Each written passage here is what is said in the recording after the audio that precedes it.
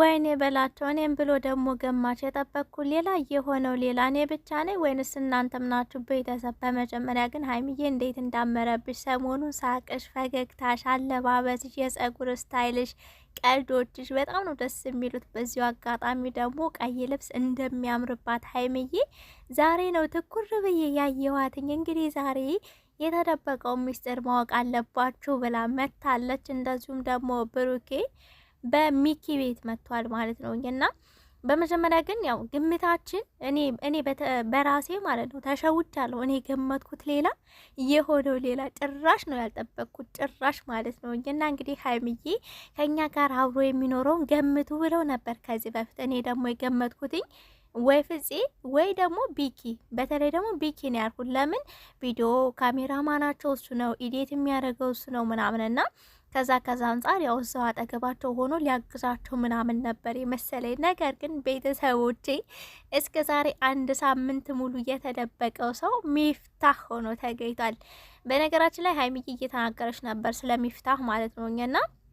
እኛም በተግባር አይተናል። ብዙ ጊዜ ብሩኬ ሀይሚ መካከል የሆነ ነገር ሲፈጠር ሮጦ የሚደርስ የሚያስታርቅ፣ እንደ ታላቅ ወንድም የሚመክር የሚገስጥ፣ ከዛም በላይ ደግሞ ሁላ የሚቆጣም ጭምር ነው። ገባችሁ አደለ? ታላቅ ሲኖራችሁ በተለይ መልካም ሰው ከሆነ እናንተንም ወደ መልካም ይዟችሁ ይሄዳል። እና ከዚህ በፊትም በጣም ብዙ ጊዜ ደጋግም የምለው ነገር ነው፣ አሁንም ደግመዋለሁ። ሰው አዋዋሉን ይመስላል።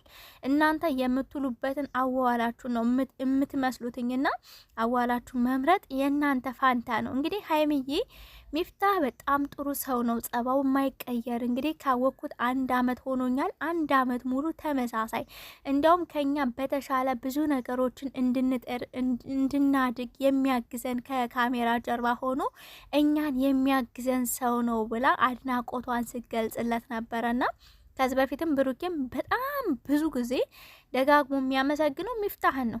ወደ አዲስ አበባ እንደመጣን ያገዘ ሚፍታህ ነው። በእያንዳንዱ ነገሮች ሚፍታህ ነው ከጎናችን ብዙ ጊዜ ነው የሚለውኝና በእርግጥ ሀይሚና ብሩኬ መልካም ሰዎች ስለሆናችሁ ነው የሰው መልካም ነገር ራሱ እንደዛ አውጥታችሁ መመስከር ማመስገን ከመልካም ሰዎች ብቻ ነው የምትጠብቁት። አንዳንዶች እንደውም እንደ ምቀኛም ሊሆኑ ይችላሉ። አንድ ሰው መልካም ሲሆንላችሁ ያንን ሰው ለመጣል ወይንም ለማጥላላት የሚሞክሩ ሰዎች አሉ። ገባችሁ አይደለ? እና ሀይሚም ብሩኬ መልካም ልብ ስላላችሁ ነው የእሱን መልካምነት አመታችሁ እስከ መመስከር እስከ እንዴት ብዬ ልንገራችሁ፣ ብቻ ደስ የሚል ነው መተሳሰብ፣ አንድ መሆን እንደዚህ በቃ አብሮ ለመኖር እስከ መወሰን ድረስ መድረስ።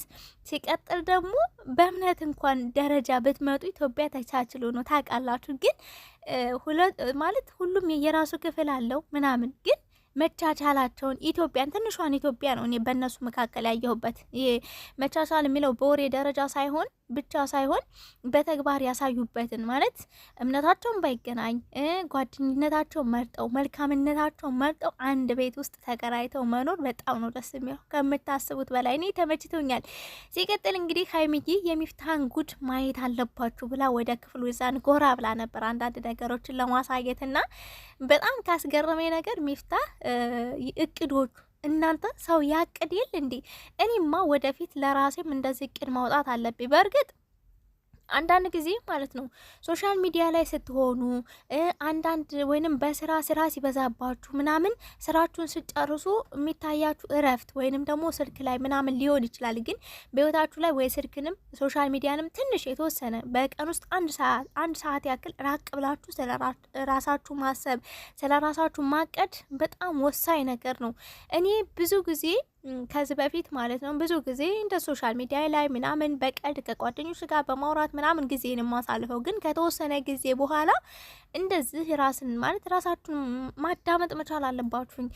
ለራሳችሁ ልክ ሚፍታህን አይታችሁት ከሆነ ምን ማድረግ እንዳለበት በጽሁፍ አስቀምጦታል። እያንዳንዷን ነገር ደግሞ ደጋግማችሁ በጽሁፍ ለአሚሯችሁ ስትነግሩት ሴብ ያደርገዋል። ከዛ አካላዊ እንቅስቃሴ ወይንም ደግሞ በድርጊታችሁ ትገልጹታላችሁ እና እያንዳንዱን ከምግብ ጀምሮ እስከ ስፖርት፣ ከስፖርት ጀምሮ የገቢ ምንጩን የብር ደረጃውን በአመት ውስጥ ምን ማድረግ እንዳለበት እናንተ ቅድ ታቅዳላችሁ፣ ፈጣሪያችሁ ደግሞ ያግዛችኋልና በጣም ነው ዛሬ ተማርኩበትኝ በሚፍታ ክፍል ገብታ ሀይሚዬ ባሳየችው ነገር ማለት ነው። እና ምን ልላችሁ ፈልጌ ነው የተወሰነ ከእንቅልፌ የነቃው ያህል ሁላ ነው ስሜቱ የተሰማኝ። አንዳንድ ጊዜ በዙሪያችሁ ብዙ ውካታ፣ ብዙ ሆያ ሆይ የሚበዙ ነገሮች ከሆነ ጊዜያችሁን፣ እድሜያችሁን እንደገና ደግሞ ቴንሽን ይሄ ሀሳባችሁን ሙሉ ነገር ሊሰርቋችሁና ብዙ ነገር ስለ ራሳችሁ እንዳታስቡ ያደርጋችኋል። እና ቤተሰብ በጣም ተማሩበት። የምር በጣም ነው የሚያስተምረውኝ። እና ሀይሚዬ ያው አንዳንድ ነገሮችን እያሳየችን ነበረ ሰሞኑን። ሀይሚዬ